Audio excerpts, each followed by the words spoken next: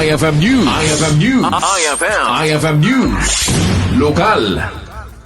Naipisok iti pagbaludan iti maysa construction worker a residente iti barangay 24 Santa Monica sa Nicolas, Ilocos Norte. Kalpasan anan siyang katan iti drug bypass operation iti kalsada paset iti barangay 5 San Nicolas. Nakumpiskar ken kuana ti dua sa chase iti maipagarup a shabu bypass money ken nagitidan drug evidence.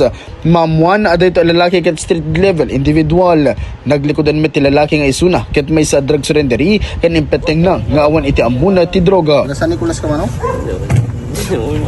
Master, Windsor, nagititan. Ano barangay? Ada kami, Jason, yan na binangkasan. Kita sweldo, te kwarta na te kwarta sweldo na awan na tuwan te wal ko. Awan nagita pulsuwa te lang 80 kanina na jeli te kwarta mi. Sino nagit. Surrendery ka mano? Sir, abay guys.